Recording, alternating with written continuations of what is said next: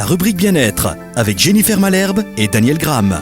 Bonjour Daniel. Bonjour Jennifer. Alors une question d'une auditrice, Lise de Recourt, qui demande comment réduire le risque du cancer du pancréas. Ben oui, effectivement, c'est un cancer qui est très grave. Il y avait Steve Jobs, là, le patron d'Apple, qui lui-même a été touché. Je pense qu'il faut surveiller surtout le sélénium. On a vu que le sélénium, on peut le mesurer dans le sang. D'ailleurs, c'est un antioxydant, anti-cancer qui est fort important. Et souvent, il y a ACE sélénium. Donc, il faut qu'on ait un apport de sélénium régulier. Et justement, dans quel aliment peut-on trouver le sélénium ? Ben voilà, justement, en pharmacie ou en magasin bio, on voit ACE sélénium, mais c'est un complément. Moi, j'ai mis le complément naturel d'ailleurs, ACE sélénium naturel. Mais on peut trouver le sélénium très facilement dans un aliment que moi, d'ailleurs, je mange tous les jours. Je mange 2 noix de Brésil, et dans la noix de Brésil, il y a un taux de sélénium suffisant pour avoir une bonne prise de sang d'ailleurs.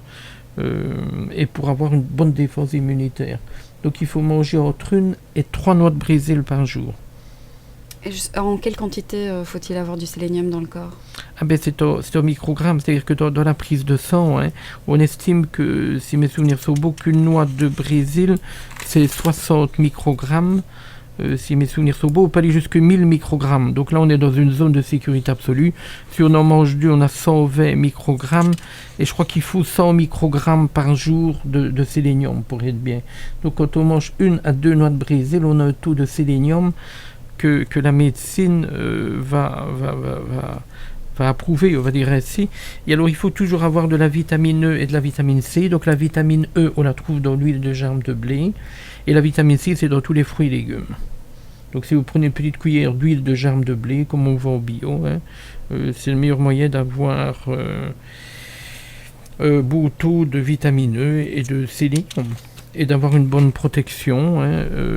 Oui, excusez-moi, la noix de Brésil contient 95 microgrammes par noix, donc on est pratiquement à la dose journalière déjà avec une noix. D'accord. Moi, je crois que c'était 60 microgrammes, mais c'est 95 d'après la dernière analyse. Donc là, il y a aussi du sélénium dans le thon, les abats, le volaille, le hareng, la côtelette de porc, la morue, qui en a pour 50 microgrammes. Mais il faudrait manger ça régulièrement. Donc je vais mal manger du hareng mariné tous les jours, par exemple. Au petit déjeuner, c'est l'idéal. Voilà, t'as dit qu'une noix de Brésil, c'est très facile à manger. Tu vois, une noix de Brésil...